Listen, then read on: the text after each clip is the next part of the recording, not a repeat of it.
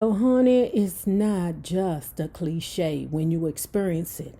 Julius was a lover extraordinaire, too, and he didn't stop until we heard the bells ringing for morning classes. Get off me. Get off me. Look, sir, we done. All my life, I've been waiting for you.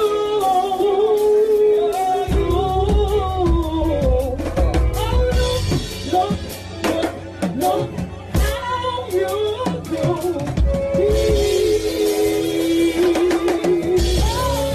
A memorable highlight of my freshman year was meeting Dr. J, aka Julius Erving, basketball player extraordinaire. We were in English 101 together, which was taught by John Healy, who was a good but demanding teacher, and Julius was having a tough time in the class. Frankly, English was one of my better subjects. Thank you for all those years of essay writing. Northfield and I helped him. We hung out together and studied and were pals. Pause.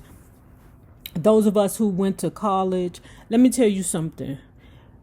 I don't know what it is about me, but if I failed a class, even in high school, I was like this. If I failed a class, I was going back to that same teacher. I wasn't trying no other teacher unless it was like some bullshit. Like if I took a class from a teacher and he was a nut, I'd be like, I'm not taking no class from this nut again. I'm not wasting my money. Withdraw. My mother would be in my ass because she would be like, wait a minute, don't take advantage of the fact that you don't have to pay for classes.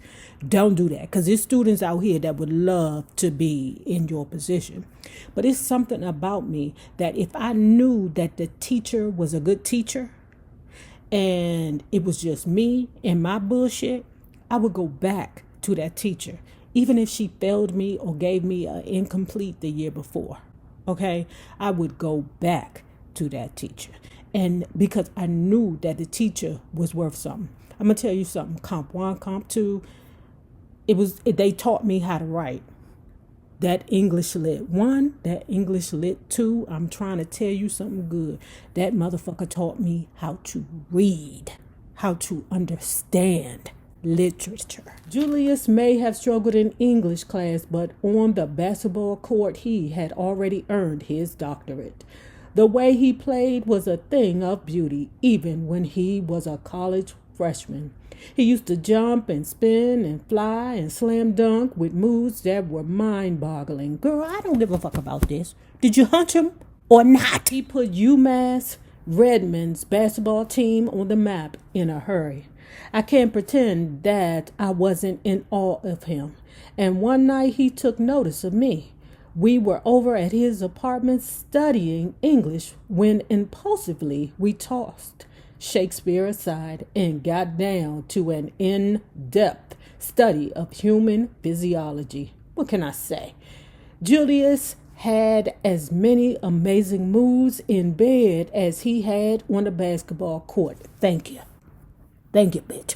Thank you for telling us that you got down with the Dr. J. That's the kind of book I like to read. Okay? That the insinuation.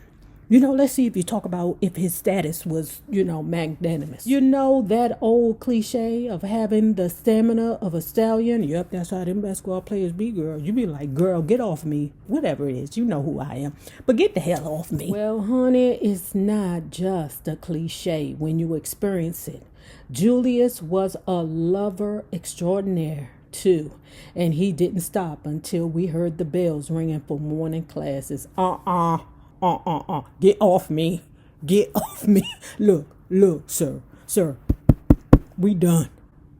The cops then came knocking. All I need is a good 11 minutes. A good 11. And that's including the foreplay. Ask my wife. She'll tell you.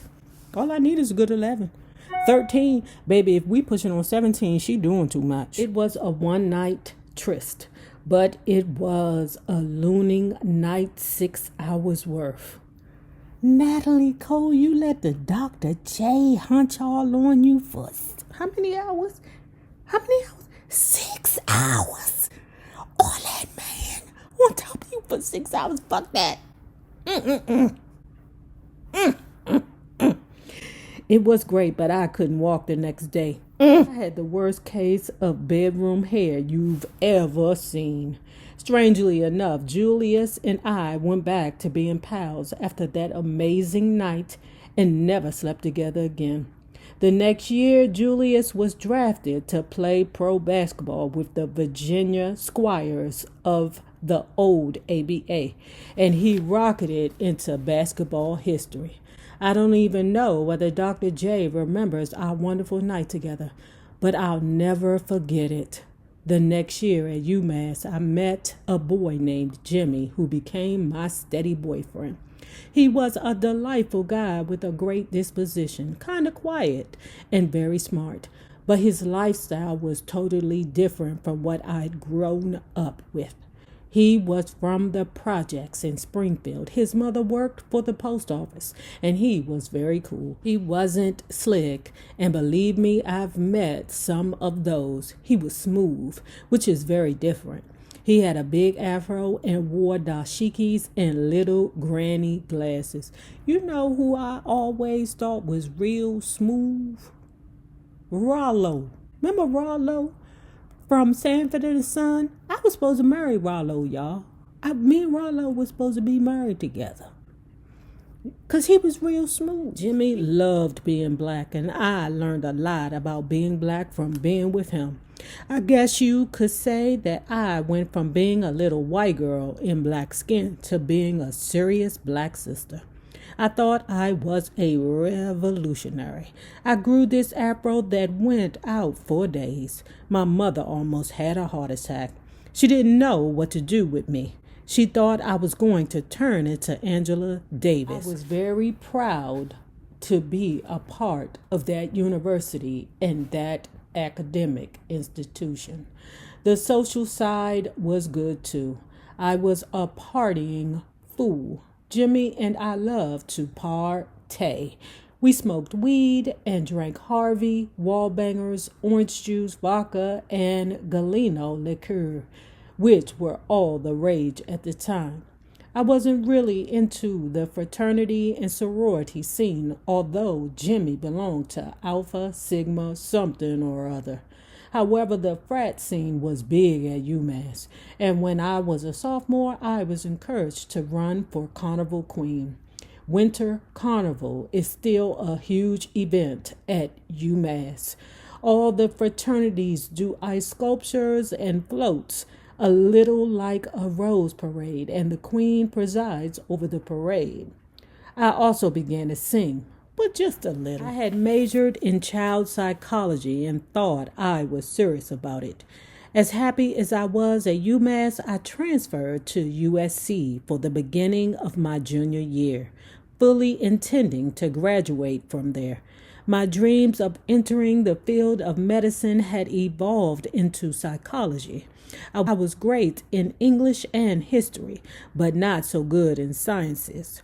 Chemistry was a pitch, and I hated dissecting those frogs, which you had to excel in to go to med school.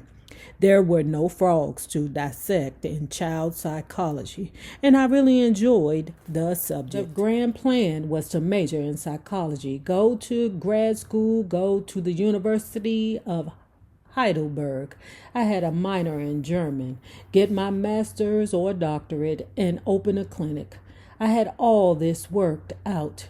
USC had a very fine psychology department, and I figured it would be a lot easier for me to get into their grad school if I did some time there. And once I got there, doing time was exactly what it felt like. USC was boring. I did meet O.J. Simpson there, and that's how we became friends. We ran into each other out in front of the library. In fact, he practically ran me over. He was the new football hero on campus, and I was quite impressed. We've been friends ever since, and in some years later, I visited him and his wife, Margaret, in Buffalo, where he played for the Buffalo Bills. While I was at USC, I decided to get a part-time job, which was nothing new for me. By this time, I was 21 years old and pretty much independent. I had my own apartment on Oxford Avenue in downtown Los Angeles, and a crazy roommate named Millie, and my little navy blue Volkswagen. For some reason, I was always the one in the family who was the go-getter, the one who didn't mind working. That's because she's an Aquarius. You know, them Aquarians be bosses, you hear me? Beginning with that job my mother made me take at the sanitarium, I was always doing something. Remember when she had shoplifted, and I said she had to do some kind of community service because they didn't charge her? But you gonna learn today, girl. I was always doing something. I'd been a switchboard operator, a camp counselor, a receptionist in a doctor's office, a waitress, a file clerk, a sales girl. I developed a solid work ethic. I knew what it was to work, and I liked it. Another reason I worked was because I couldn't just go and say, "Ma, can I have a couple of $100 to blow?" I was really into sunglasses at the time, and still to this day, I always have a couple dozen pair of sunglasses. Other than that, I didn't really have to work because my mom was paying my tuition and expenses. The deal was that she would support me in school if I was willing to do what she asked, which was to complete my education. Nigga. That's how them bitches get you. Let me tell you how my mother tricked me. That hussy was always like, "Nay, ain't you tired of working?" "Yeah, I'm tired of working. What the hell's going on here?" "Well, you don't have to work. I'll support you, baby, if you get all A's and B's." "Well, wait a minute. You mean to tell me I can stay home and just go to school and you pay for my little expenses?" "Yeah, baby, you ain't got to. I'll give you a little money." Sound like entrapment to me, mama. I don't know. I would do it for like maybe 3 months, and I'd be back out there looking for a job. I don't like this. I don't like asking my mama for money. I'll pass. I don't know. But education was very, very important to her. It's like, wait a minute, mama. What the hell? What the hell's just going on here? You mean to tell me all I got to do is go to school and get A's and B's and you going to pay? You know I be going to the go-go, mama. You know it costs like $20 to get in there, mama. Well, she was fucking with me. But I still ended up going back to work. It just felt funny. I returned to UMass the summer of 1971, and it would prove to be a turning point in my life. I had spent the first couple of years in college fairly sober. A little marijuana, the usual college drinking parties and such. Kids will be kids. But when I got back to UMass as a senior, I got into LSD, not your girl. Let me tell you how serious I am about shit. So when I was in college, we had this drink called Cisco liquid crack. That's what it was. It was the liquid crack. And BFF dumbass was like, "And let me try it, dumb bitch." Okay? Anyway, y'all, I'm going to have to tell y'all that story one day about how BFF got so goddamn drunk and passed out on my toilet. I was like, "Oh, I hate you, bitch. Tyrone and his friend trying to take us to breakfast at Wake Up." Anyway, this dummy. We had a damn party in this bitch. Drinking Cisco. Now you want some? Hell no. Fuck no. I don't want none of that stuff. Because I heard that it was liquid crack. And I don't want nothing associated with crack because I know I got an addictive personality. Anyway, girl, when I tell you BFF was, oh my God, that shit was so embarrassing. I said, "Come on, let's go home." She ruined my night because this bitch wanted to drink Cisco. Man, I should have left her funky ass there at the party. She lucky I loved her funky ass.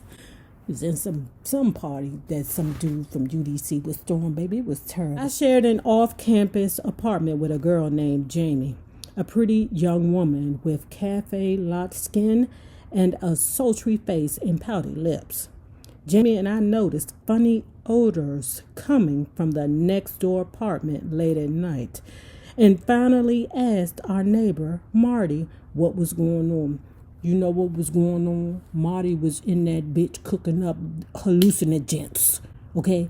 Including the Larry, Steven, and David, okay? And them bitches was like, give me some dumb bitch.